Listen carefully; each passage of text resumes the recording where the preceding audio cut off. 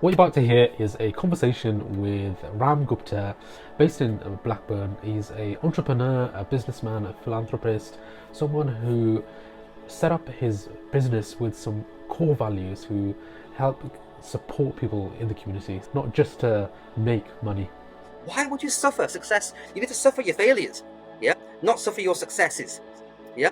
And charity is a mechanism, right, where the only way you can celebrate your success and not suffer your success is by sharing it. So he set up a business called Nibble, which was initially set up to provide computers. It was like a retail shop, but then it evolved and adapted over the years to provide different services, cloud-based services, became software. I never thought I'd actually have a career in IT, and I think even when I started Nibble, Nibble started by accident, literally. I was working for a company. I left that company to study further, to study my MSc at Lancaster University, right? And in doing that, the company asked me to come back and consult for them 1 day a week. It happened to be that I had 1 day a week off university, right? So to do that, we had to form a company, and hence formed Nibble. So right? it was quite a enlightening, inspiring conversation with Ram, and sharing his journey. And stick around till the end of the episode, where Ram shares some of his top tips and advice and guidance for entrepreneurs and business people and volunteers and people in general, about how to give back, how to make an impact on the community, and how that comes back to benefit you. Giving back, ultimately, you receive more than you give back. Let's dive into the episode.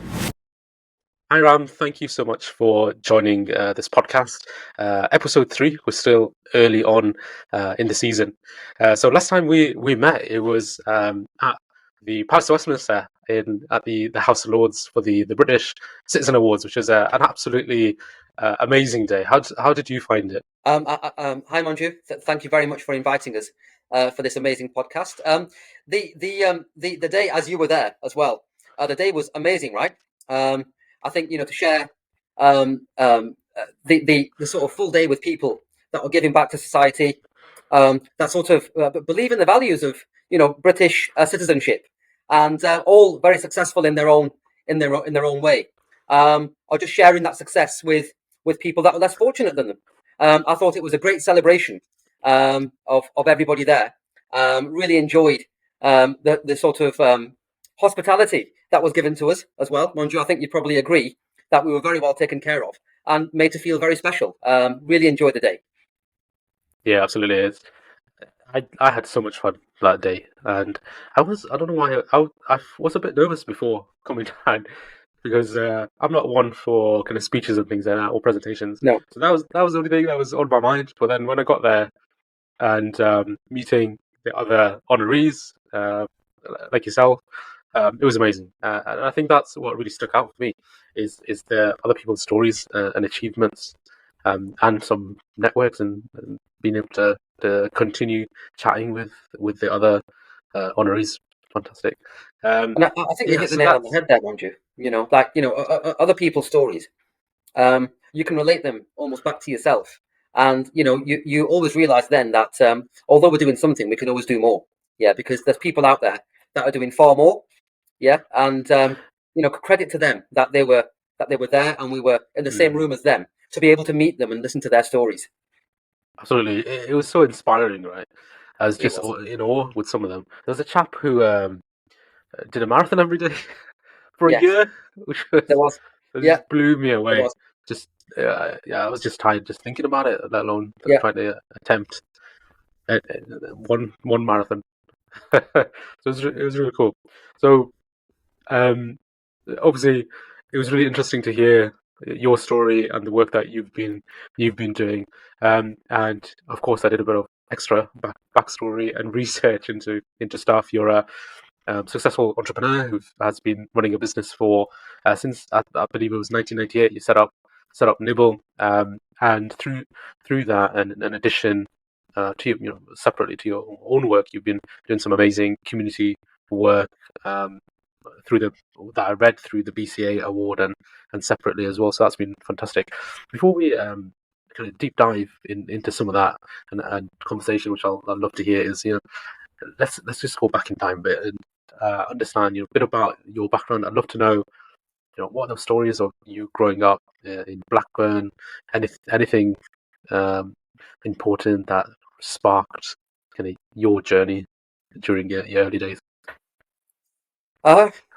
Yeah, Monju. So we're going to go down memory lane into the 80s of Blackburn. So we're from a very conservative family.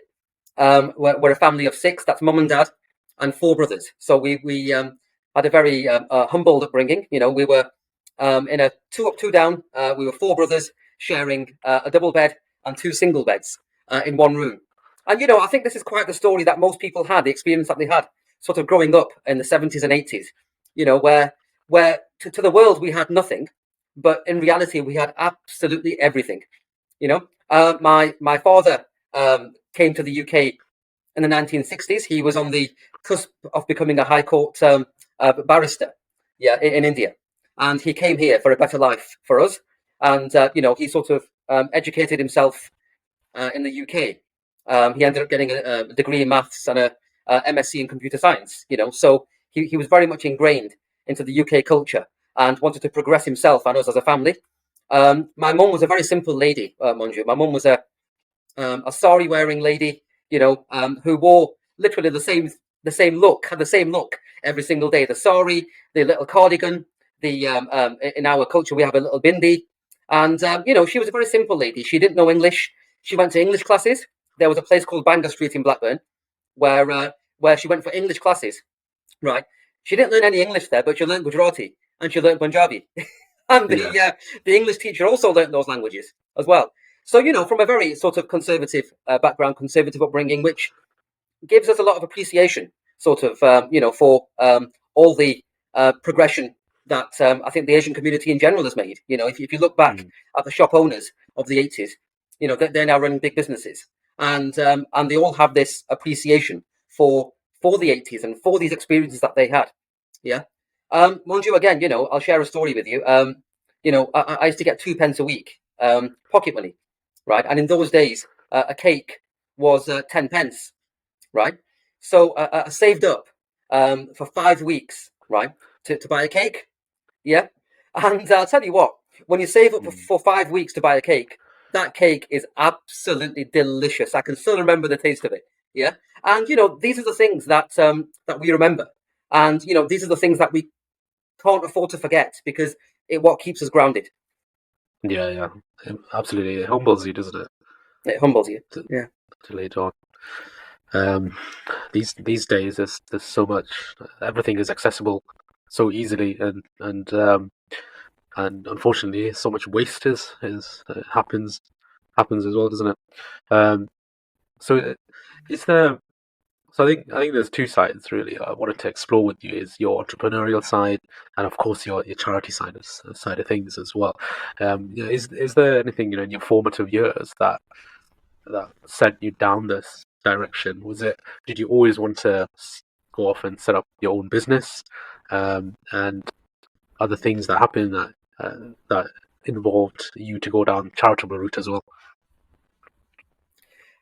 Yeah, Manju. So I think both of my mum and dad now are departed, but you have to you have to understand and live their values. So you've got to understand what they've taught you. You've got to live their values, and if you do take a bit of that and do live their values, then they're never truly departed because they're always in your memories, right? So I do believe that parents always teach you good things, but I always say that charity is a verb.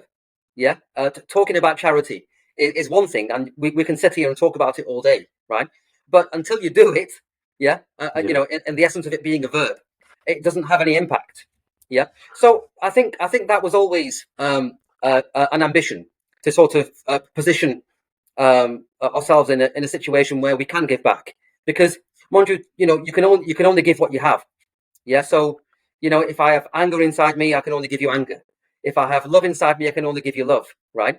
And if I'm not successful in the business, then I can't share that success. So it's very important to try and firstly be successful, Yeah, define what that success looks like, but then share that success with other people. Yeah, and I think those are the values that the sort of come from your elders. Yeah, and you Yeah, need to respect those values and sort of carry on. So, mind you, I went through traditional education. But my father was very much into promoting education. He was well educated himself, right? So he expected us to be, again, well educated. Um, I was the youngest of four. Yeah, so we got less intelligent as we went down the ranks. So my eldest brother was super intelligent, and the one was less intelligent. The other one was slightly less intelligent, and I was the least intelligent of all of them. But within that, went through a GCSE in school, went to Blackburn College, got my A levels, yeah, and then went on to university, yeah, and did a degree in accountancy yeah, and information systems. So, hence started I think the interest in IT and the interest in computers. Yeah. Um, I never thought I'd actually have a career in IT, and I think even when I started Nibble, Nibble started by accident, literally. I was working for a company. I left that company to study further, to study my MSc at Lancaster University, right? And in doing that, the company asked me to come back and consult for them 1 day a week. It happened to be that I had 1 day a week off university, right? So to do that, we had to form a company, and hence formed Nibble, right? oh And I no, don't know whether you know, Manju, do you know what a nibble is? well, as in nibble a bit of cheese or something. Nibble a bit of cheese, Oh, nibble a bit of this, nibble a bit of that. oh no, is it a tech thing? It's a tech Is thing, it a yeah. site? Is it a measurement of a quantity of storage space? Yeah, that's the closest description I've ever had for nibble. That's brilliant. That's very good, actually, very good. Yeah, That's good because I work yeah. at a tech So company, it's actually yeah, and absolutely. Yeah, I could yeah. probably hear the So groans if I got that wrong. yeah. Sorry to put you on the spot, but a nibble is half a byte. Yeah, you've heard of Okay. bytes, Yeah, yeah, kilobytes, yeah, megabytes, gigabytes, yeah, yeah, terabytes, yeah. yeah. So a nibble is half a byte. Yeah, Okay, got yeah. you. Yeah, so mind you, we set out to change the face of IT. We were all about customer service. Customer is king. In those days, I used to try and term that we want to be the richer sounds of the IT industry, right? And the reason I say richer sounds is because when I was 14 years old, I had this unbelievably phenomenal experience at Richer Yeah, Sounds, which to this day, many years on, I still remember, right? yeah, And if yeah. you've So ever visited a Richer Sound store, yeah, you'll there know used exactly what I mean, there used right? to be one in Newcastle. We Okay. loved it, me and my mate. we we used to go there quite a bit. I just, I think what you're alluding to is like the service, right? And The the service, knowledge. Is that right? Yeah, impeccable service. I was yeah, probably their biggest customer in the country buying audio cassettes. Yeah, I yeah, used to yeah, buy probably 5 audio cassettes every month. So I must have been a big customer of theirs. yeah, yeah. And the whole It cost was a was, pound. Was it a pound or £1.50? I can't remember the yeah, price now. Yeah. So but they'd make you feel like a king if you walked into a store of Richer Sound. You get a lollipop, you get service, you get good advice. And yeah, they make yeah, you feel like a king. And we thought the IT industry was very much lacking that at the time. So when Nibble started, we sat out as a retail organization. We did retail for 12 years, and everybody who walked through that door, if they didn't feel like a king when they walked through that door, by the time they walked out of that door, they felt like a king or a yeah, queen. yeah. Yeah, and that was our I think philosophy. that's really important, right? Providing a kind of genuine, good customer service for that Yeah, person. And yeah. I've worked in during my university days. I worked in PC World and Curry's, PC which World, wow, yeah, is a yeah, bit yeah. different to Richer Sounds, and I learned a lot of lessons from working there around Hmm. how to provide good customer service, but and how not to, what's bad looks like, and actually, PC World was one of the.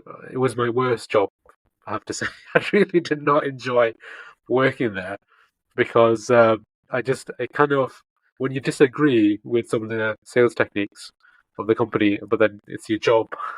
It's not you soon get quite disenfranchised and demotivated, right? So that's why I mentioned like genuine good customer service, not trying to sell you insurance with every purchase.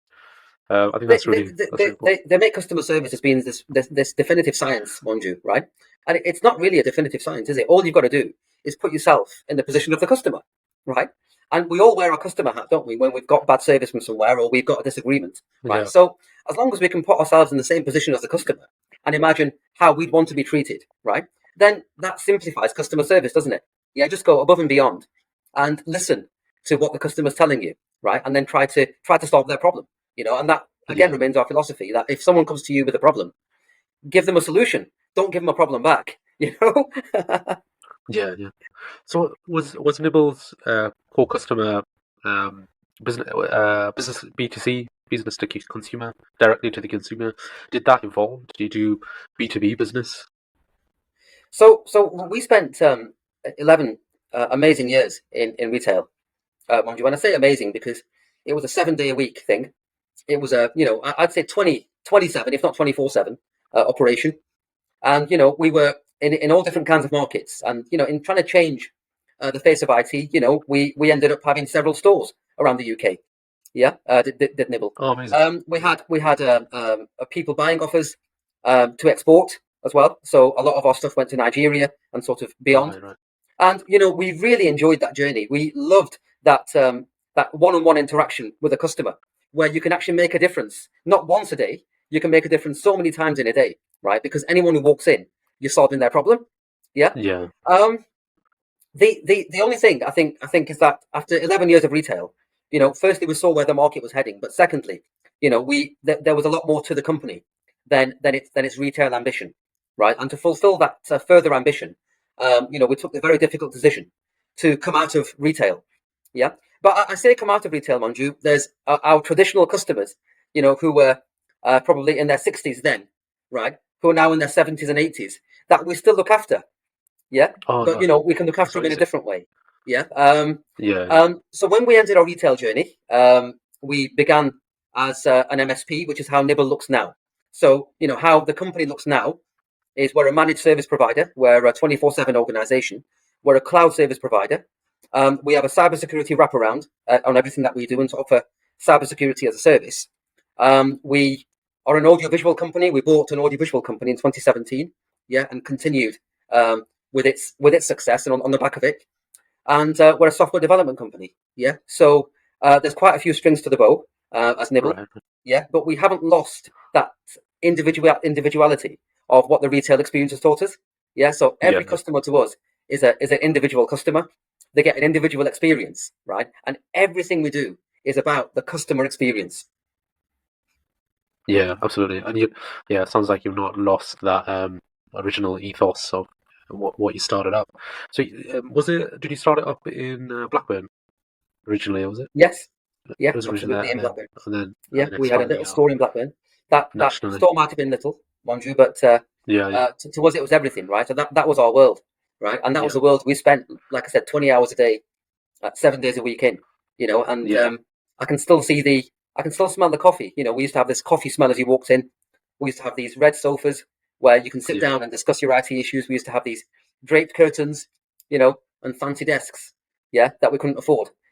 So yeah, yeah, that was just for the customer, yeah, and yeah, yeah, absolutely. humble So beginnings. during that time, so how old is the business now? Like, if it was 1998, and what is that, 25 years?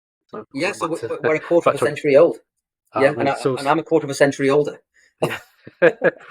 So in that time, you got to think how much change happened during that time, with the internet. When did the internet come in? That was more like 1992, wasn't it? In And internet so it was didn't really yeah.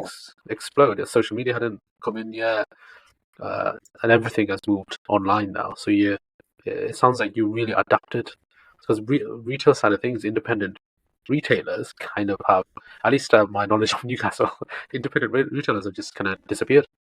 Yeah, It's only you only can go get your computer really through PC World or Currys or Amazon, etc. correct, So yeah. correct. How did you find? Was it quite challenging? What were there some challenging moments where you thought, right, we need to change, or which you did? You need to change the kind of business model, and why did you decide to go down certain routes? I think, Manju, I think if we look at why we set out to do business, it wasn't to make money. It wasn't to actually try and do anything. It wasn't even to deliver IT services. It was to deliver a customer experience. Yeah. Yeah. Now, if we're not adapting as a business, then what sort of experience are we going to deliver to the customer? Yeah. If we're still selling second user equipment, right? That are PC 486s and 386s, right? In 2023, then we're delivering no experience at all. So just as we evolved as a human race from all those years ago, yeah. I see being in business as being no different. You have to evolve with the markets. You have to be relevant. Yeah, you have to understand what the customer demand is out there, right? And if you don't evolve as a business and as individuals in terms of your mindset, then you will cease to exist. Yeah. Yeah. But I think the most important part of that evolution process is you must enjoy it. Yeah. Whatever journey you're on, how many journeys do you set on at weekends that you don't enjoy? You set off on a journey to enjoy the journey, right? And the way you enjoy your journey, mind you, is to look outside the window and see what you want to see. Yeah. So I liken it to a bus. Yeah. If you look outside the window, right, you can look at the streets and you can see the bin bags on the streets. You can see the people on the streets. You can see all things that are I would say not pleasurable to the eye, right, but do exist. Or you can see landscapes. You can see greenery. You can see hope. You can see blue skies. Right. It's the same bus, the same environment. Right. Just what you're seeing is different. Yeah. And Yeah. if you take inspiration from what you see, we are a byproduct of nature.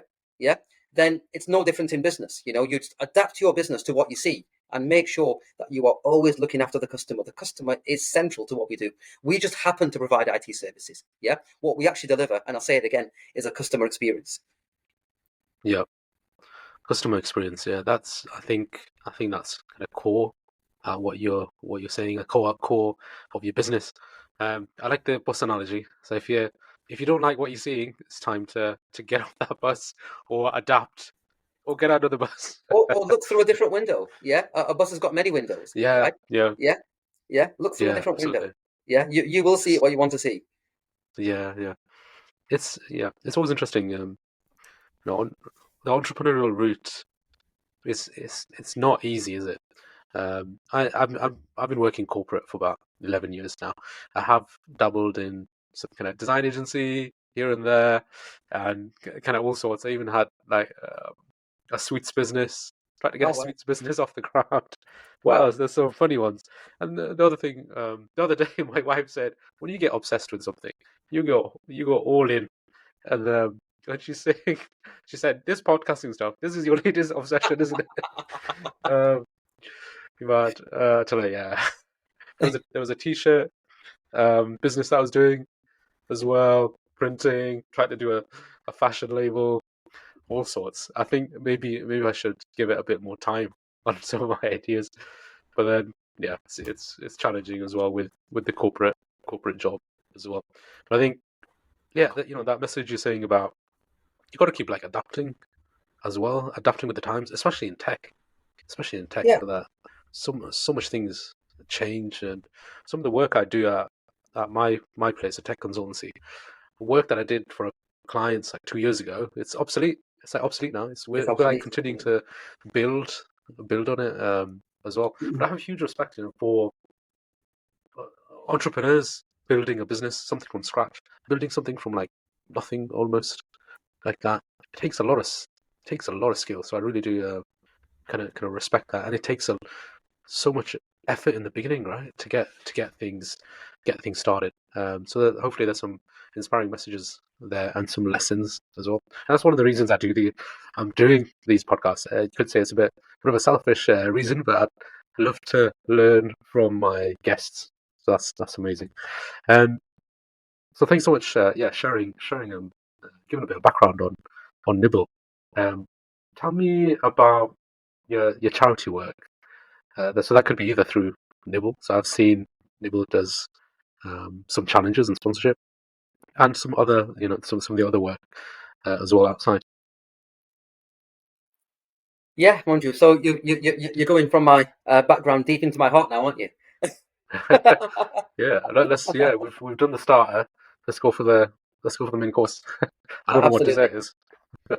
Yeah. I think I said it before that charity, is not it's not a word that you can just talk about in a sentence. It's a big word, is charity. There's a lot of words that are synonyms of charity, like love, appreciation, words like impact, making a difference. All these are synonyms of the word charity. And we must treat charity in the with the respect that it deserves. And a charity is a verb. Yeah. So talking about charity has zero impact. Yeah. And it's something that you must do. Yeah. Mind you, there's no poorer business than one that earns just money, right? And I'll just cite an example that I gave. So we always term ourselves as successful people, no matter what you're doing. So if you're a father, your success is in being a father, right? How you define that success is up to you, because nobody else can judge you on that success. So you might define your success as a father, if your children go through university or something, right? Or if they get a job at the age of 17, or they come home and they say, hey, listen, Dad, I met this old lady and I helped her across the road, However, you term your success as a father, right? That is very much an individual thing. Now, when you're in business, Manju, the textbooks, they teach you how to define your success in a business, right? And the textbooks are all about, growth, yeah, profits, balance sheets, yeah, okay. Now, that's good, because obviously you need growth, balance sheets, and profits, right? But if that's what your business exists for, and solely that, then you've got to redefine, in my opinion, what you term as success. Yeah, and I'll explain that a bit further as well. So if you're defining your success, right, on your balance sheet and profit, right, then there's always somebody out there that's going to have more profit than you and a better balance sheet than you. There's always somebody out there that's got more money than you. So all you're doing is creating a mechanism of not success but pressure for yourself. Yeah, the same with growth, Monju, right? If you're terming your success on 8% growth, right, then again, it's a very fine line on in terms of what that growth actually means. Yeah. So I'm not saying don't run a successful business. You must run a successful business, but just redefine what we term as success. Now, Mondra, there's so many MDs out there that are suffering. Yeah. And they're suffering their own success, right? They've got balance sheet, they've got profit, they've got growth, right? But are they happy? Are they happy? Yeah. Yeah. I'm not sure they are. So when you've worked 20 years, or you've worked however long you've worked for, right, to gain success, right, why would you be miserable? Yeah. You want to enjoy your success, right? You want to celebrate it. You want to have that exuberance, right? That, look, this is what I've achieved. Yeah. Why would you suffer success? You need to suffer your failures. Yeah. Not suffer your successes. Yeah. And charity is a mechanism, right, where the only way you can celebrate your success and not suffer your success is by sharing it. Yeah. So if you share your success with other people, right, the satisfaction you get, I think it was actually at Monju, actually at the BCAe Awards, right, that we heard somebody say, the gift of giving is for the giver. Do you remember that? Yeah. Do you remember that? Yeah, the gift of giving. That's a really powerful sentence. Yeah, because the true gift of someone who's giving is for us, right? Yeah, because firstly, you're able to give. Secondly, what you get back from it. Yeah, that happiness you get back from it, that sense of fulfillment. Yeah, you can't fulfill yourself with just money. You can't fulfill yourself with just balance sheet, profit, and all of this. We just get sucked into that educational system because our minds have been conditioned, right? As human beings, we by nature want to help people, by nature, and we teach ourselves not to over the years. Yeah. So charity plays a big part, Manju, in everything that we do. I would go to the extent of saying that, that our business exists purely for the reason to be able to give back to the people that have got it there. Yeah. To the environment that we're in. Yeah. And you might call that selfish. Yeah. You might call that success. Yeah. But if you want to see true success, yeah, go to any playground. Yeah, you'll see little children, right, who we don't term as being successful because they haven't even started their career, because success is termed as a career thing, right? Yeah. But you know what? They're playing in the playground. They know nothing about differences, right? They know nothing about, creed, color, religion, right? They don't know any about balance sheet or profit. Yeah. All they know is that they want to get on that swing and they want to have an absolutely fantastic time. Yeah. And through every single smile that they have, they're successful. Yeah. Because the MDs of the biggest corporate organizations, yeah, don't have that same smile. Yeah, absolutely. They're kind of living in the moment, and just that simple joy of just playing and having that pleasure of playing is kind of enough. Really interesting points. It's have you heard of I don't know if I'll phrase this correctly. The hedonistic treadmill. Have you heard of that term before? Educate me. No, I, It's I um haven't. it's the I'll probably butcher this, but it's the notion of um just continuously chasing the next thing which you believe is going to make you happy. So, like, picture an image of someone on a treadmill, and then they've got like a carrot or money in front of them, and they're continuously chasing. They're thinking, right, that next thing, right, that's going to make me happy. Right, I've got that now. Right, nothing's changed. Right, okay, right, next thing, right, that will make me happy, but that will make me. So that touches on, what you were saying, right? Right, about Mind you, about that's really businesses and interesting. I'll tell you why it's interesting, right? jumping. Yeah, When's the last time, right, that eating a full carrot made you happy? It's my worst nightmare, eating a full carrot. Right? Yeah, yeah, yeah. It's the same with money, isn't it? Yeah. yeah, It's after a certain point, it becomes accumulation. Yeah, yeah, yeah, and it yeah. serves absolutely no fulfillment or purpose in your life. Yeah, other than to share it. Yeah, I think there was a study done saying that I don't know how they came up with the figure or something like that. There was something I think it was something like 70,000. Beyond 70,000, the there's diminishing returns. Money doesn't bring you anything after that. Get a certain amount after your kind of basic things are covered. And it's interesting that these World Happiness Survey Index, the Western countries rank more near the bottom or the middle, but they rank kind of way behind, countries that we would perceive as being poor and not having a lot, etc. They're the ones that are ranked in the kind of top 10. Like Yeah, I think Bangladesh. I need to double check that. My family's from from Bangladesh, but it's so-called third world countries. I don't really like. I don't know where that came from. I don't like that term, but you know what I mean. Like third world countries, they're ranking and high in the happiness index. So I think I think it's linked. You've touched on it as well. Is linked back to having some gratitude for what you've got, or being happy, content as well. At the end of the day, doesn't everyone just want to be content and just not just keep chasing again and keep again chasing, keep and chasing, again? keep chasing. I Absolutely. kind of do feel sad for people that. Sorry, I know, probably sounds arrogant. That probably feel sad for people that have that realization at like age 50 or something, where got they've just rocketed through their career, got their vice president or whatever it is, a business, etc. And then make that realization that, oh crap, what have I done with the last 20, 30 years, and not connected with the kids, or not spent the time. Or now they're all grown up now. They don't want anything to do with me. They're 25. They got their own lives, etc. I think it's uh, people. I wish the best for people to make that realization early about what it is that's important. Yeah, And yeah, I respect that from real, I think 25 years ago now. Your business, you've built those values around it, and making a contribution to the community community yeah, as well. yeah.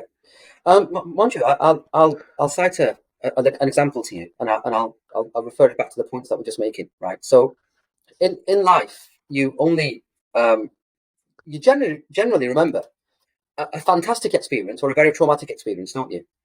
Yeah, I think anything in between just gets sort of lost in time, doesn't it? Yeah, but defining moments in your life are ones that are just amazing, right? Acts of kindness towards you, or amazing acts of grievance towards you, right? Okay. I'll go back to this cake story, yeah, that I went to. So, um, saving 2 pence a week, right, to get a cake for 10 pence, right, waiting 5 weeks. What I didn't tell you was that when I finally managed to buy that cake, it was a rainy day, right, and I got the cake. It was an angel cake, and it was put into this tissue paper, and in excitement, I ran out of the cake store, yeah, and I fell into a puddle, right? And Uh, bearing in mind this is a memory of a 7 or 8 year old, right? Okay, it's still very clear in my mind. Is this memory? Yeah.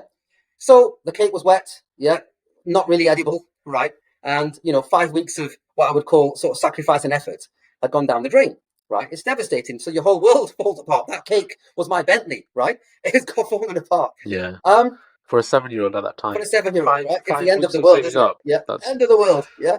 yeah. Um, so there was this gentleman, yeah, and I can't remember the gentleman's face, but I remember his demeanour. He was a tall gentleman, very well dressed, thin, tall. He had a hat on, and he had this long umbrella thing, right?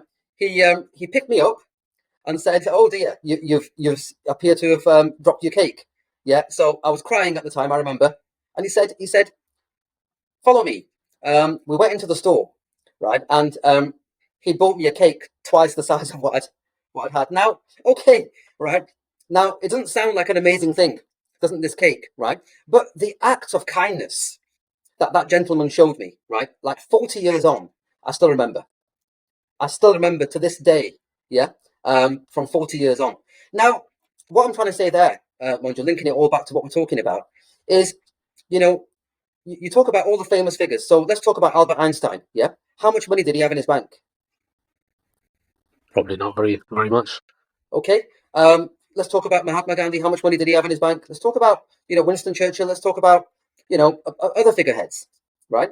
Let's talk about Steve Jobs, right? What is he remembered for?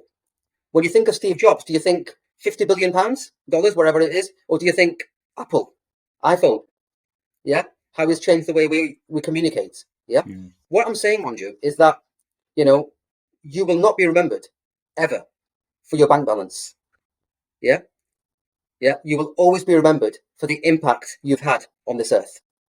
Yeah, and it's up to us how we want to be remembered. Yeah, absolutely. That's amazing. It's people's legacy that those names that you've mentioned.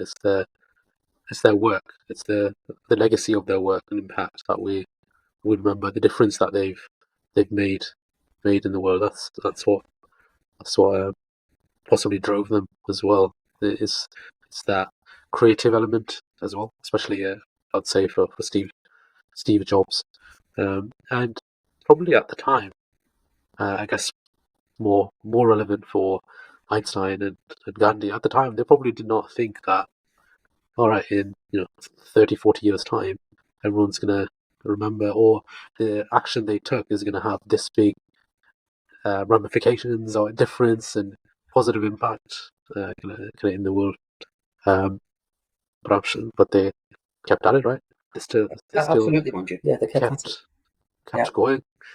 I think sometimes people can be disheartened and um, discouraged to not do something and not take an action because they think it's just not gonna make a difference as well. Um, yeah, I love that story you shared. About the cake, and you remember that act of kindness. And I think, would you agree? Uh, it's moments like that can change someone's life and the trajectory of someone's life. And if I give you one example, one thing I always talk about quite commonly is kind of these turning points in your life, and maybe you're down in your luck and not having a great time. Um, so like what I talk about is when I was like age 17, my father passed away, and I failed all my GCSEs, and one thing led to another. It was all impacting stuff at school, bullying and things like that. So I was really down the dumps. I don't know where my life was going. But those turning points happened just not just by accident. Um, it was through the support and help from others. So guidance, call them mentors, coaches, role models, all of those just wrapped in. So there's individuals at that time who um, I didn't really have belief in myself, and we all talk about kind of self belief, having self belief, having self belief, but there needs to be kind of a spark, right? That's one of the reasons I call this podcast "Sparks and Box." Yeah, Hey, for good name. listeners. Um, but I had a teacher, I had a very close friend. They were the role models, coaches, mentors that built a bit of belief in myself. But it was just that little spark that kind of set it off. So I went from failing my GCSEs to some of the best A levels in the school I'd ever seen, to today British Citizen Awards and things like that, which I never thought. Yeah, and to yourself. It was amazing to take mum, right? My mum and your family. I saw some photos of your family as well, and of course, saw them on the day. So, yeah, this these acts of kindness really does make a huge difference. At the time, that person might not think that No. it is having any impact. They don't know. That person um, may not have ever seen you ever again. Um, Maybe, who knows, they might listen to this podcast and you might reconnect. If that ever happens, I'll bring you back on the podcast and we'll do a three-way conversation. Who knows? Who knows? Amazing. Thanks so much for sharing that.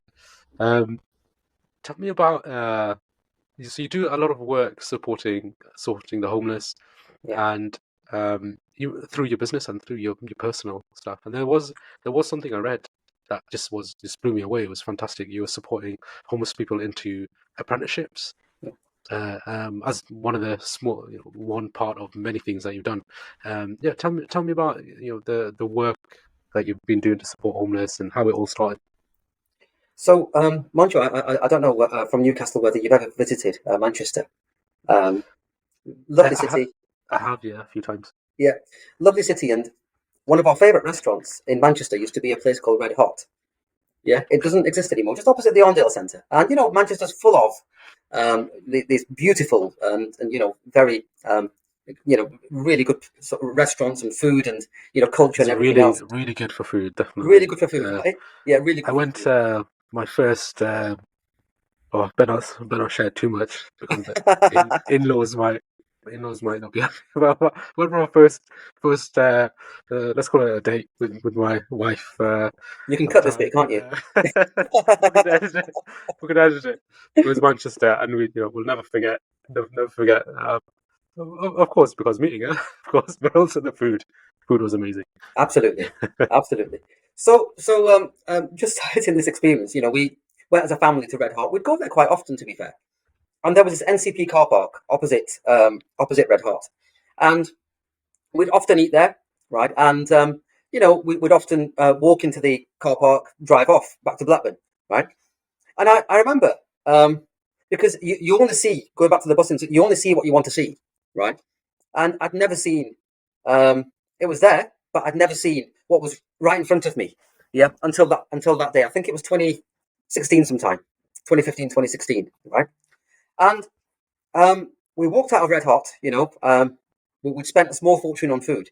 We were stuffed till to right up to here. We couldn't possibly eat or drink anything else. Yeah, and for some reason that day, I saw something, and I saw somebody with a big smile on their face, sat next to the NCP car park, right? And because I saw them and I'd never seen them before, that doesn't mean that they weren't there. They're always there, right? But I'd not seen them, and that's my failing for not seeing them. I went back. I went back with my son and daughter, my wife. We stood there and we had a good chat with this gentleman. And this gentleman, who we would consider to have nothing, taught me my first lesson in life, and the most valuable lesson that I've ever learned. Right? Is when you're out, look at everything. Don't just see what you want to see. Yeah, see what the world is. Right? Because this gentleman is somebody that we would consider to have nothing. Right? But in such a short conversation, he had everything. He had no bed for the night. He had no food. He was cold. His blanket was wet. He was completely wet through. And every single day was Groundhog Day for him, right? So next day, he knew that when he woke up, it's going to be the same. It's going to be the same. It's going to be the same. But you know, the one thing that person had, right, was kindness and hope. Yeah. He spoke to my little boy, spoke to him beautifully. Yeah. And I think from that day onwards, we'd realized that, you know, something could be done. Yeah. Now, mind you, you know, if you set out to change the world, right, it's not going to happen in one day, right? So what you've got to do is like a jigsaw puzzle. You have to do it bit by bit by bit by bit, right? Now, if that jigsaw puzzle is 1,000 pieces, you can probably do it by yourself. If that jigsaw puzzle is 50,000 pieces, then you need help, right? So you get to a certain point, right? Then you get help. You get other people putting those pieces of the jigsaw in, yeah. But that person, that gentleman, ignited something in us as a family, whereby, you know, even my son and my daughter, they will not walk past a homeless person without stopping, asking their name, asking where they're from, and offering them some help. Yeah, and that was our sort of step into this homeless world, a step into this sort of understanding of the homelessness situation. It led on further, mind you, where I think it was 4 years ago. My son was 8, and I was 4 years younger. we, we did a sleep out. We did a sleep out for charity. Yeah, it's a charity is called Night Safe. They'd featured on DIY SOS, and this charity is all about promoting the well-being of homeless people. So giving them a shelter, but then giving them a life. Yeah.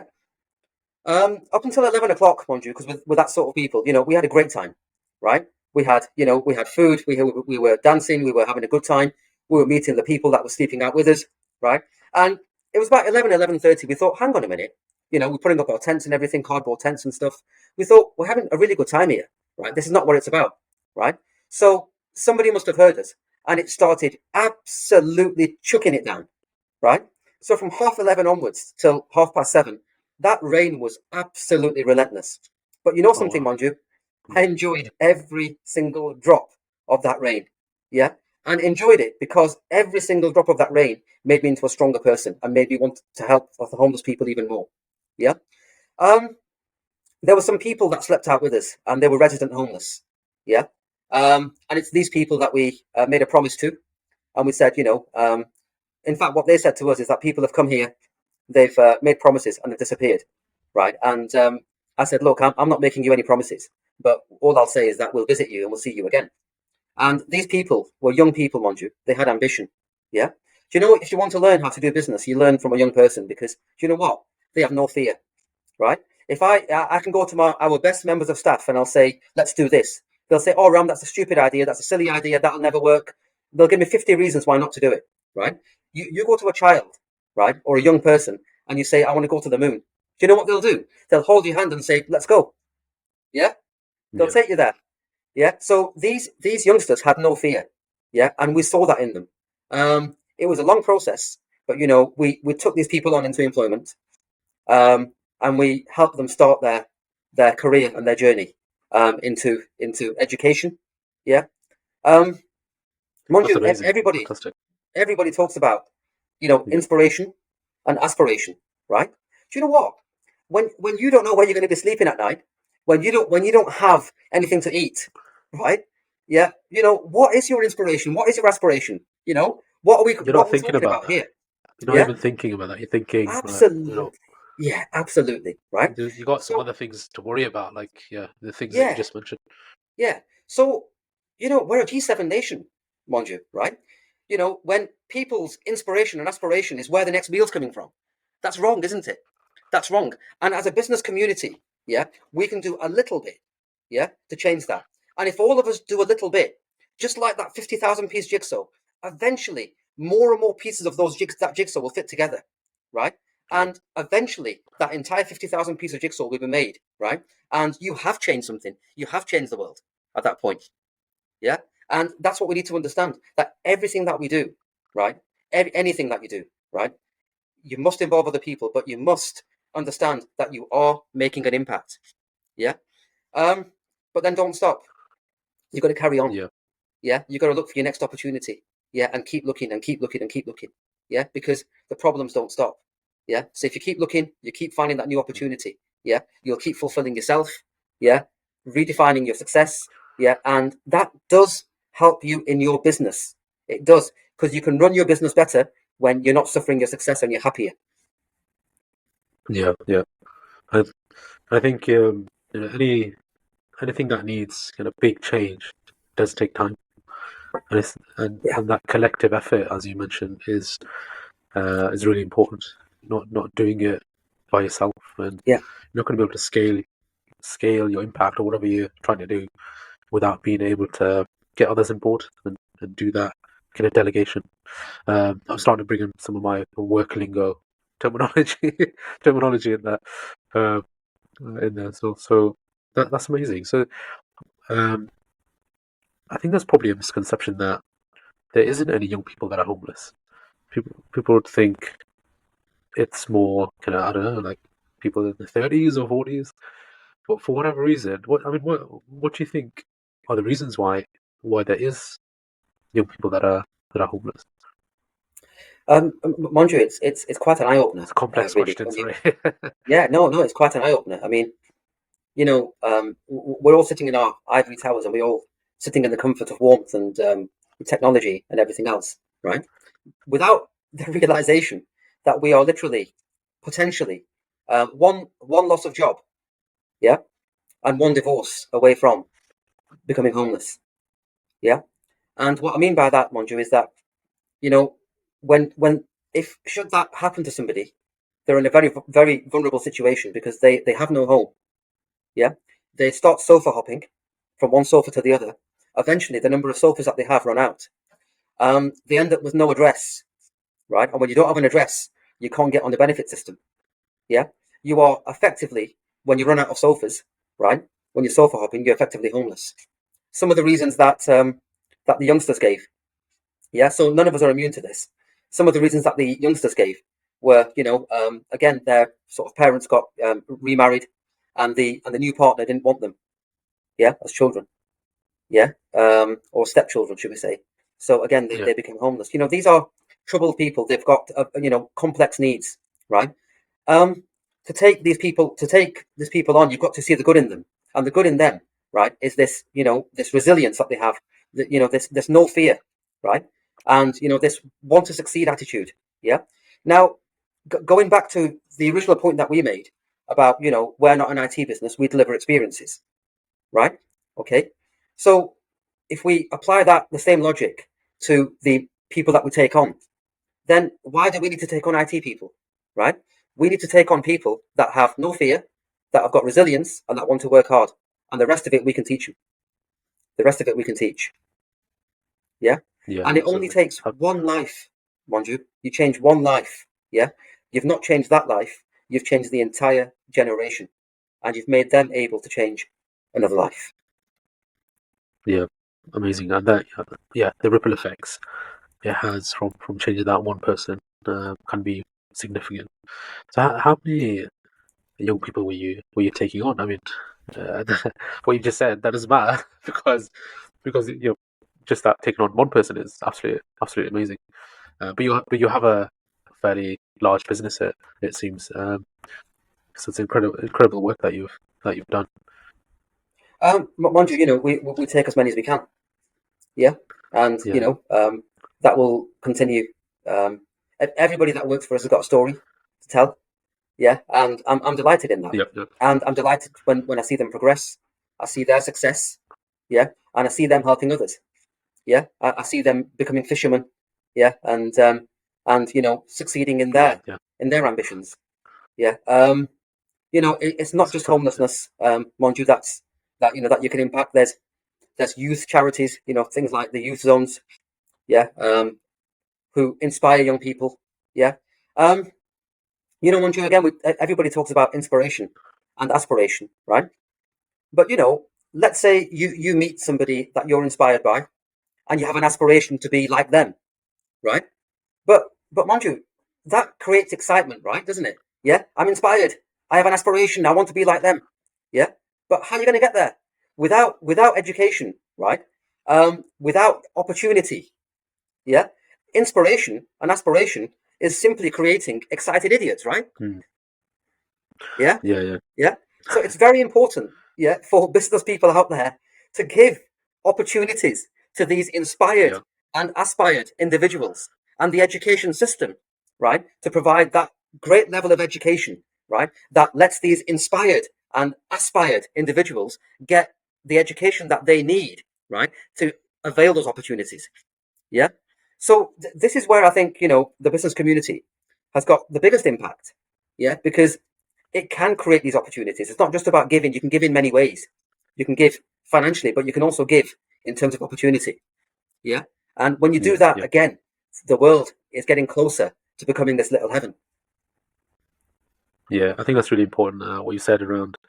I guess it's one element, which is providing that opportunity for young people to flourish. They may have the drive, right, but if they don't have that opportunity, um, they're not. What's going to happen? They're not going to do anything with that.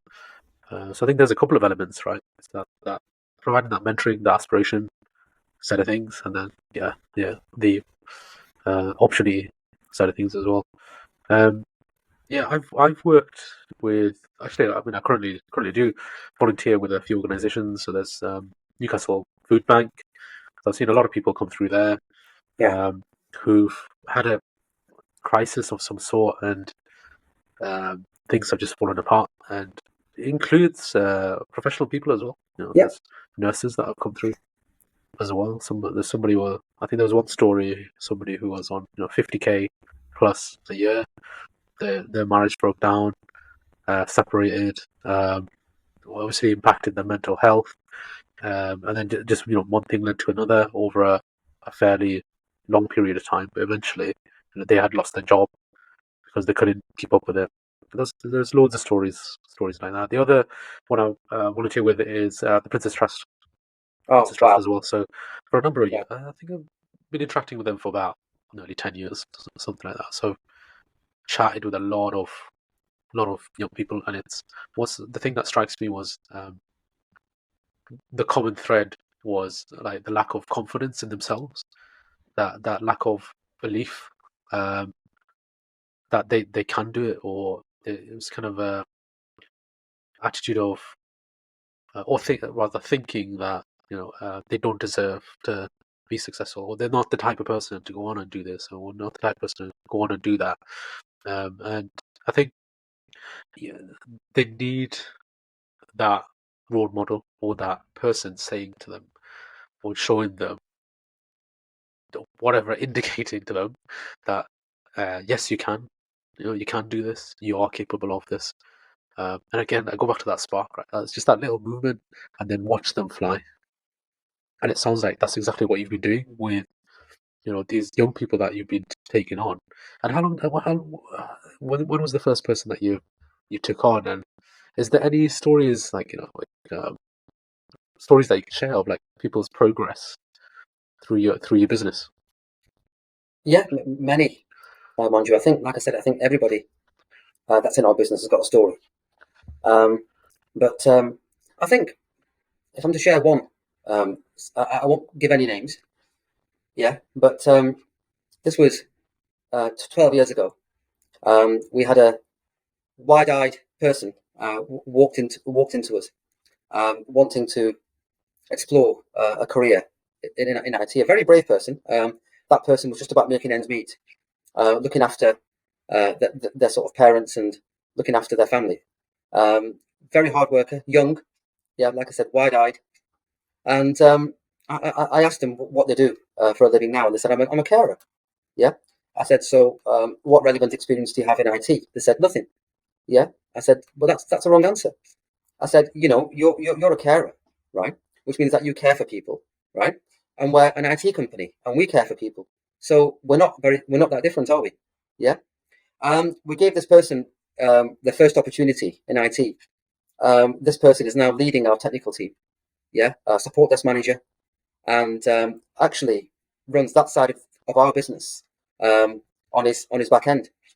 Yeah, and there's to see this person's growth from where they started to where they are now, and if there's a future for him beyond us, then we would see that and quite happily wish him along his way. But for us to retain these people, mind you, we have to provide them with the opportunities within Nibble.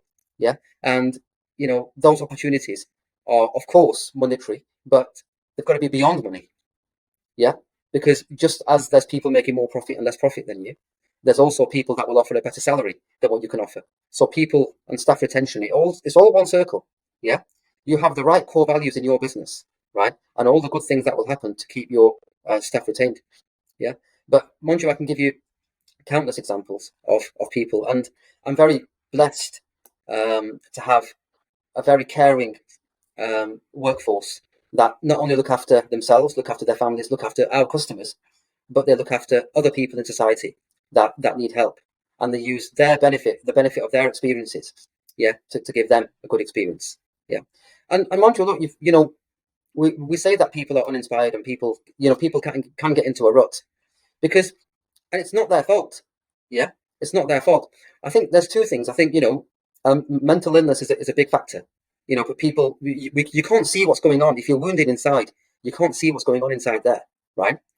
But the problem I think we have as well is that it's become almost fashionable, mind you, and this is quite controversial for me to say, right?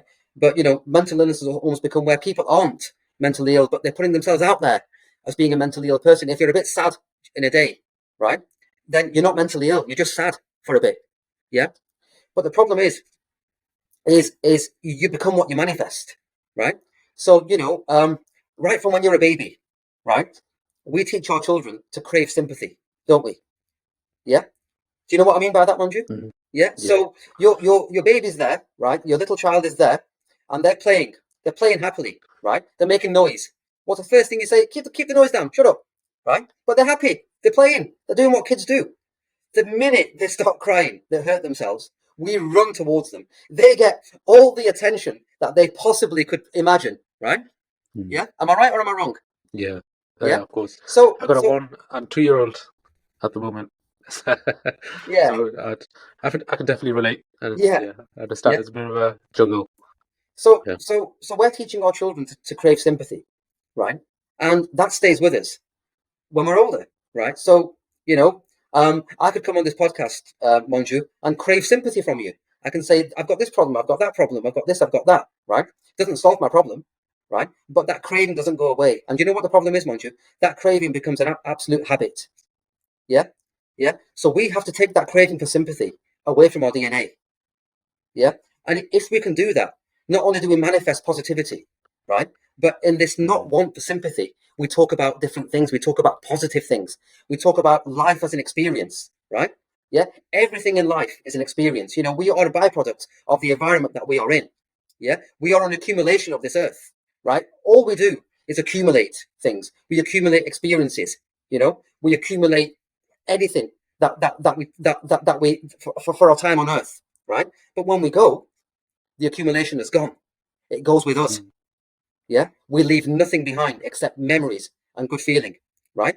So if we can teach people not to crave sympathy, and we can teach them, to look for the good. Yeah, every perception is inside you. Yeah, if we're watching a horror movie, Manju, are we going to be happy? We're going to be frightened, aren't we? Yeah, and the biggest producers and directors of movies in our mind are us. We could be Oscar winners, couldn't we? Yeah. So why don't we just change the film that we see in our mind? Yeah, and watch something else. Yeah. It's about building resilience, right? Resilience to situations that happen. You know, somebody could there's a certain challenge that happens, and there's two people viewing it. One person could view it completely differently to the other person. If we take what you're saying around sympathy, one person could view it as this challenge, right? I need to have a lot of sympathy here, and I'm going through a tough time. Another person who's built up that resilience sees it in a different way. Correct. What's that? What's the word there? Oh, I was going to say paradigm shift. Paradigm goggles. Yeah. It's escaped me now. Something Ah, you know what I mean. It's the lens by which they see the world, right? absolutely. Absolutely. And that Yeah. can make such a difference. Yeah. I think once people talk about glass half full and glass half empty, don't they? Right? Why not say that at least there's some water in that glass. I've got a glass of water. It doesn't matter whether it's full or empty, does it? Yeah. Just make the glass smaller. It'll become full. Yeah, absolutely. And I think I'm a big believer in people in people not avoiding hardship, as in shouldn't be going out your way to avoid pain. Now, what I mean by that is like, oh, you don't want to fail this. I don't want to fail this. So right, I'm going to avoid doing this, and that action because I don't want to fail this. But therein lies growth, right? Correct. Therein lies the building up resilience. For some people, they're not going to have a choice. Things are going to just happen to people, right? Things happen to people all over the time. Yeah. And but not avoid it.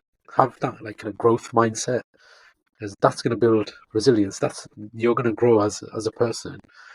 But if you just go through your life just trying to avoid painful situations or adversity here and there, I'm not saying like go wild and do something mad all the time. It's like for example, I'll give you one example, I guess, from my life is and I don't want to talk about it too much because you're the guest here, is mountain climbing, right? Mm-hmm. I didn't start off doing Kilimanjaro or Everest. Actually, I'm not. I didn't do Everest, by the way. That's I will never do that. That's too scary. Um, but I've done Kilimanjaro. I think it's 7 years ago, something like that. You don't Wow. start off doing Kilimanjaro, right? You just don't wake up and say, right, I'm doing Kilimanjaro, right? Go. There are some people who do that and they suffer big time.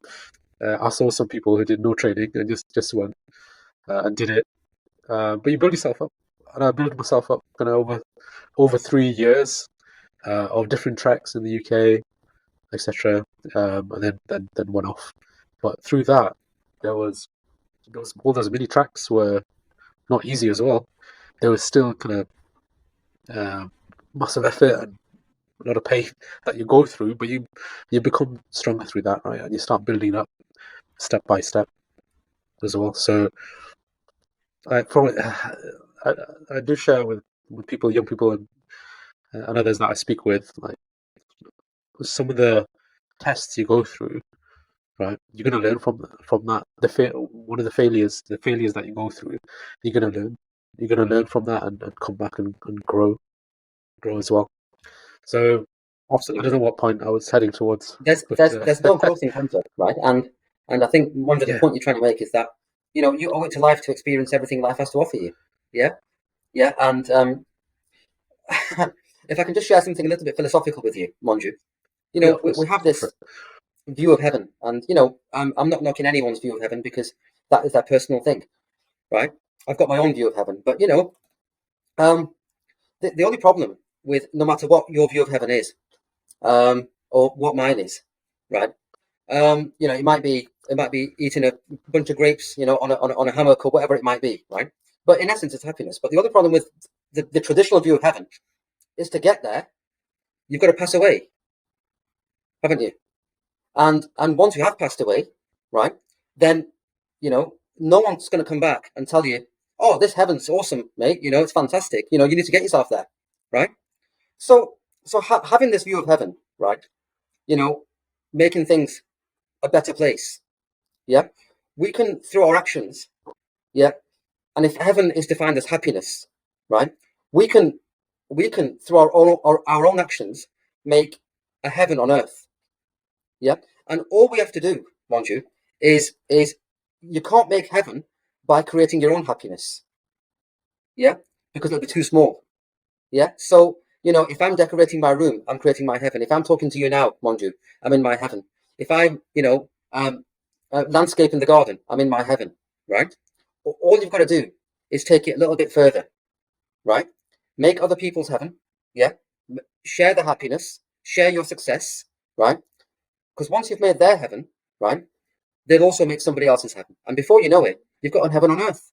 And then when we transition from this world to whatever we transition to, right, knowing that we can't come back and tell anybody about it, right, if we've got it all wrong, yeah, then there's not a problem because we've lived in heaven, transitioning to heaven, haven't we? Yeah, you've done at least something positive yeah, to yeah, make things better, right? absolutely. And it's one of the points you made earlier was, and a quote from the BCA's. It was along the lines of, you give back, you get much more back. That's something I 100% believe in it. And personally as well, I owe so much to the volunteering that I did. Does that sound a bit weird? If I'm giving my time, how am I getting so much out of it? Of course you are. Of course you are, right?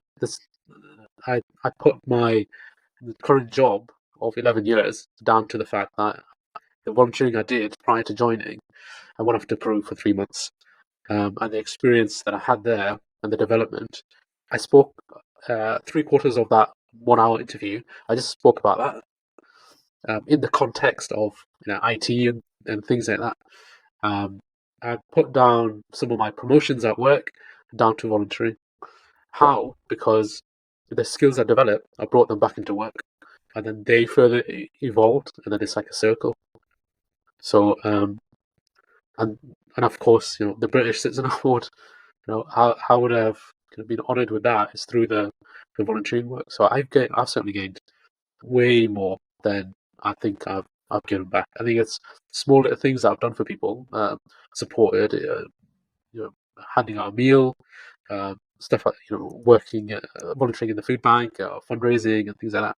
The small little acts, but everything added up, you get that back. It's not a loss. It's it's not a loss you're making. It's not you're just throwing your time away. I went to the Syrian border a few times, and everyone thought, what the heck are have you lost the plot? You're gonna get yourself killed or do this, or why are you doing this and that? Sometimes I would question it. Sometimes I was questioning, thinking, what am I doing? So I'd go through a lot of um, kind of, I was gonna say pain, fundraising, and then that journey, and staying in kind of rough places and things like that. So yeah, why do it? But it would, yes, I'm helping, but it would also kind of make you feel, make yourself feel good and kind of at peace. It would bring you a bit of peace, right? That you're going off and easing the pain of others, right? And I think that's something that you can certainly relate with. I think, Manju, look, I mean, if you talk about work and whatever you give your time to, when you're at work, you're basically selling your time, aren't you? Yeah, you're giving your time to work and you're getting paid for that. Yeah, so we're effectively when we're working, we're for sale, aren't we? When we're working, we may as well have a for sale sign on our head to say that we are for sale because we are. Yeah, and the one thing that we can't extend is the amount of time that we have here. Yeah. Okay. So there's only a certain amount of time that we can sell. But does that fulfill you? No, it doesn't, because it's necessary, but it doesn't fulfill you. And when you talk about volunteering, that's such a powerful word, Manju. The reason it fulfills you is because you're doing what you want to do, right? Yeah, without any monetary gain for yourself. Yeah, that's when you're really fulfilling your possibility and your purpose. Yeah, if you look at the possibility of a cow, for example, right, and look at the purpose of a cow. Yeah. So what's the possibility of a cow, Manju? What can a cow do? That it can't do. Um, what can it do more of? Yeah. It could give more milk. It could wag its tail a bit faster. Yeah. It might run faster around the field. Yeah. Um, but it doesn't have a possibility beyond that, does it? A cow. Look at its purpose. What's the purpose of a cow? The purpose of a cow is probably right to give milk, right? To wander around the fields, yeah, and to perhaps at one point become a meal for somebody. Who knows, right? Okay, but we're not cows, are we? Right?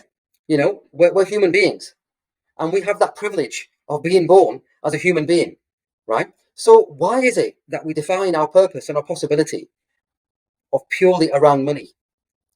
Yeah, because if we do that and we effectively become for sale, we're never going to be fulfilled, right? So being a human being, we can achieve anything in this world, right? And while we're here, we can change people's lives, yeah.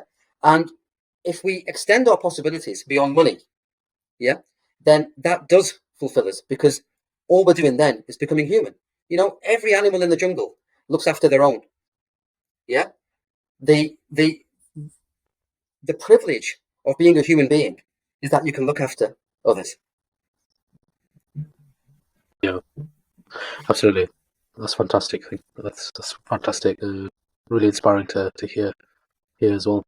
Um, One thing I wanted to touch on is reading your BCA entry was, which I thought was mind blowing, incredible work, was the donation of laptops, was it, for the Blind Society?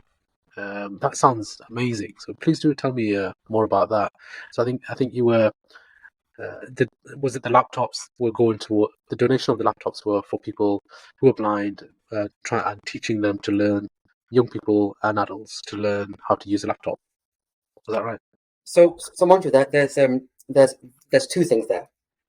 So one is the work that we were doing with the Blind Society, which is around the visually impaired, being able to do things that they wouldn't ordinarily be able to do, like things like drive cars and things like that, or use IT equipment, even build computers, right, by feeling around the motherboard and feeling around the memory slots and CPU slots. Yeah, and that was amazing work in terms of the fulfillment we got from it, because we were seeing people that that had no vision, but they could see everything.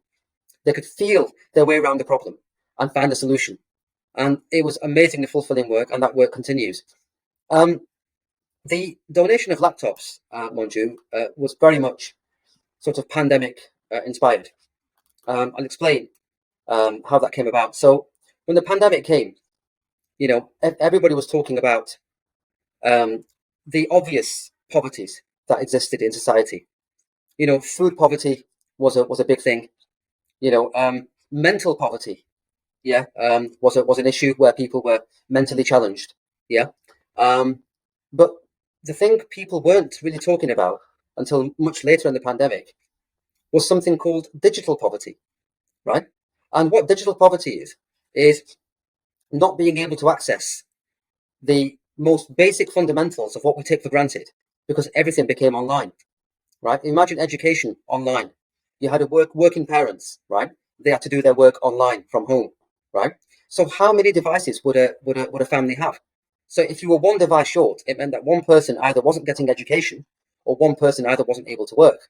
Even things like booking GP appointments, it all became online. So this online revolution that happened during the pandemic created this term called digital poverty.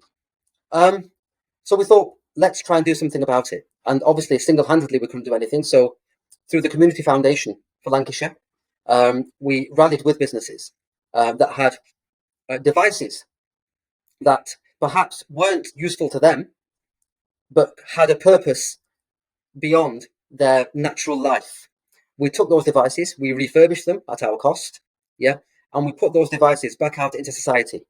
Yeah, we took devices off our shelves, yeah, because there were no good on our shelves in the pandemic, and then we took those devices off our shelves, and again we put them in people's homes, so everybody could access education, they could access their work, they could book GP appointments, yeah, and they could have access to vital online services that they've never had to do before.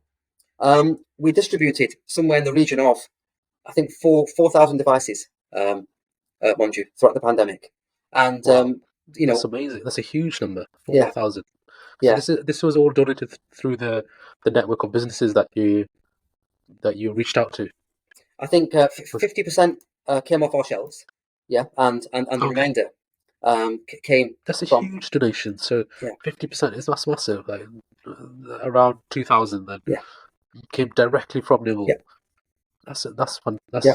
That's a huge contribution, dude. Um, I think understanding your purpose. We didn't know whether those devices were going to be of any use to us, or our customers during pandemic. Pandemic was like a World War III, wasn't it? Scenario where you have to think beyond what you see now, and you've got to help other people, because we all became one. That was one of the beauties of the pandemic. We all became one. Yeah. Um, Sat on a shelf, those devices were doing absolutely nothing, right? But in people's homes, yeah, they served a purpose. Yeah. And,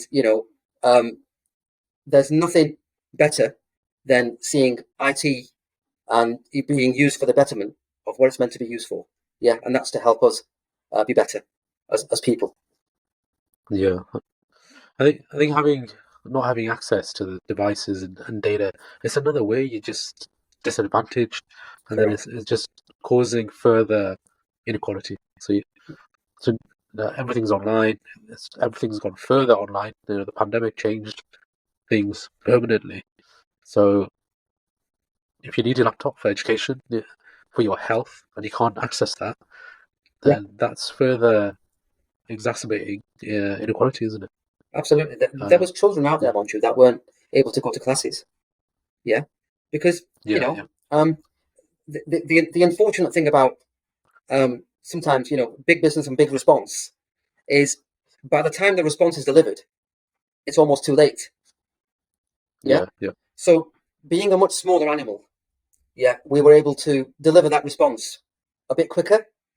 Yeah. yeah, Yeah. So the impact of the response is more immediate than in 6 months' time. Yeah. yeah, yeah. So it wasn't about setting up initiatives. It wasn't about um, uh, any big foundations or things like that. It was literally about rallying people together and say, here's a problem, yeah, but here's a solution. That's amazing. And that I'm hugely, hugely impressed. You being a kind of, yeah, you're still a large company, but in reference to like these multi-million, multi-billion pound companies, just been hugely impressed that the scale and speed of which you contributed to supporting people in the local region, Blackburn, I'm assuming, and other areas as well. It comes to my one of my last questions and thoughts. Questions I wanted to ask you is, um, and you can give this in the form of some advice and guidance to inspire others. So, you know, as an entrepreneur, as a business, what responsibility do you think small businesses have to support in their local community? And what's your top tips about how they can do that? How can they go away? Like if they used you as a model, and I know multiple businesses in UK, and sorry, Newcastle, um, who are multi-million pound businesses. What is their responsibility, and how can they go about engaging with the local community? So, Manju, I mean, I think everyone's journey is very individual in this. But if they're thinking even selfishly as a business, they can only grow their business to the extent of the environment it operates in. Yeah. If you want, we're talking about flower gardens now, right? If you want flower gardens, right, then you've got to create an environment within your garden that encourages the right kind of bees to come into your garden and pollinate, right? You're only going to do that by creating that environment in your garden.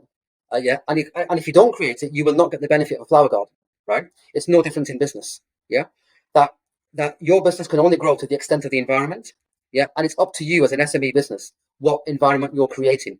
That is very mildly outside your business. Yeah, um, you've got to look beyond what you want to see. Yeah, just open your eyes wider, and you will see the truth of what exists out there. Yeah, and if you want to grow your business, you want to redefine your success, you want to be more successful as an organization that's earning more profit, more a bigger balance sheet, and more growth, right? Then create opportunities for the local community to engage with you as an organization, engage with you as a mentor. Find those local charities. Don't run away from fundraisers. Find those local charities that help these people, right? That make the environment better. Yeah. And you will see the results coming back at you. Yeah. You can either live in a garden full of weeds, right? Or you can live in a flower garden. Get those bees pollinating, right? Your garden. Then, more importantly, let those bees go, right? And let them pollinate the UK. Let them get out there, yeah, and pollinate with your values, your culture, your business, right? Let them get out there, right? And grow your business and grow their values. Yeah, that's a great analogy. I'm loving your analogies on this call. I think such an important point you've made there is businesses wherever they're operating have that responsibility to that community. It's that business would not exist really without Correct. that community. Correct. And it can be viewed in a way, would you agree, it's for their own survival, at least for long term, to continue supporting and not taking. And it's a bit linked, right, to what both of us were saying around when we volunteer, we get something back. Yeah.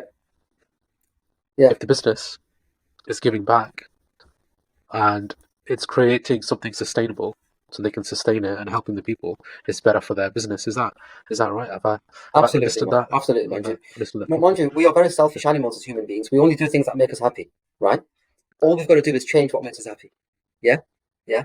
If you change what makes you happy, you'll stop suffering your success. You'll share your success with other people. And if you think that buying that new car makes you happy, yeah, try giving. The gift of giving is for the giver. Yeah, absolutely. That's an amazing point. So, um, so your top tips for people. Let's try and summarize it with get out into the community and connect with the people that you're serving. What were the other points? Sorry, Find, that was the summarized point. find your Sorry, go ahead. schools, find your schools, find your local charities. Yeah, find the youth zones out there. Find your hospices. Yeah, because from life till death, right? You've got it covered. Then, yeah, your life is your youngsters. Yeah, and when you're passing, you've got your hospices. Yeah, what I'm saying is that life's a journey. Yeah, and make sure that journey, yeah, is as fulfilling as possible for yourself. And the only way you're going to do that is just get Yeah, out there, find those causes because there's so many of them, and the more you look, the more you'll find. Yeah, but don't worry about doing more. If you're already doing something, don't worry about doing more because you're already doing something. yeah, Yeah, yeah. But if you're not doing anything, then just do something. That's really good. So you've hit on some practical points around there, around the schools and hospices. So there's once you start looking, there's definitely loads of different causes, and some I'm sure will like align with their business as you have done with Nimble. You've aligned it with your what you do as a business and addressing some of those challenges. So that's been absolutely fantastic. Um, so yeah, and I guess that's why you were nominated and were honoured for a British Citizen Award. Do you want to share anything further around that? Who was it that nominated you as There was well? a lovely, inspiring lady called Charlotte from a company called Electech. She became a close friend of ours, a close family ally, and Yeah, she had no well, I had no idea about the nomination, and as well as being very grateful to her, yeah, we also acknowledge this is not why we do these things, yeah. So the most beautiful moment of the BCA for me, Monju, is the friendships from there, but the inspiration that people might take from it to aspire to that award.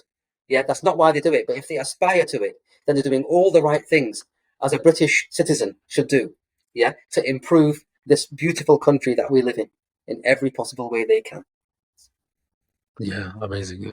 I was very similar, where I was listening to people's stories and I was thinking in my mind, okay, right, what else can I do next? Yeah, What can I do next? And I love this podcast is one of those outputs. Actually, I was very inspired afterwards to think, how can I scale and widen my impact and create inspire others as well to make some change. So this podcast came out of that. So, and it's created a bit of a platform as well. So I would say it's been easier to have conversations with strangers to come onto your podcast, as an example, or conversation starter, or it's shown that bit of kind of credibility, I guess. So I want to definitely milk it as much as possible in a good way, in a positive way, where I can have these conversations, with yourself and others as well, and it's proof evidence for that. And your words, hopefully, I'm not saying that credible yet, but it can give your words a bit more weight, I guess, yeah, to move on to more further, larger, wider impact. absolutely. Um, It Amazing. it Yeah, it makes sorry, your go. children better people, Monju. It gives them the right I hope so. inspiration. Yeah, that's what it does. It hopefully gives them Yeah, a little bit of a path, doesn't it? A pathway. Yeah. yeah, yeah, exactly. You've hit on another great point. Yeah, it's with it. A lot of the stuff that I do now is just kind of for them and thinking about them and building something better for them. They don't know what's going on now. They're two on one. They're just bothered about Peppa Pig and coming back from nursery, dinner time, uh, tantrums and things like that. But Yeah. yeah, I was telling my wife. I said, you know, Mariam, she can have that medal. Ibrahim can keep hold of that one when they're older. Yeah. He can keep hold of that and remember us. And mind you, And it's what you'll be remembered by, right? You've got much more to achieve in your life, and God willing, everything will come to you that you want to achieve. But a fantastic starting point, and something that nobody can take away from you, right, is your achievement as a British Citizen Award. Yeah, yeah. So yeah, well done to yeah, you. Be very amazing. proud. Thank you so much. Likewise, yeah, very well done. So thank you so much for joining me on this podcast. It's a real honor to chat with you. I'm really grateful for everyone that comes on the show, um, and I hope there's some lessons for people, and there's some takeaways they can take back into their lives and implement, and of course, yeah, if that sets off that spark for change, do let us know. Message in. Let us know what amazing work that you're doing. So yeah, it's been an incredible conversation, very inspiring. I've loved all the stories, and some of those anecdotes are gonna stay with me, I know, and I'm sure I'll nick a few and use it in other conversations as well. So thank you. Yeah, thanks, Ron. It's been an absolute pleasure, For Monty. sure. Thank you very much for having us. Brilliant. Thank you so much. Take care. Take care.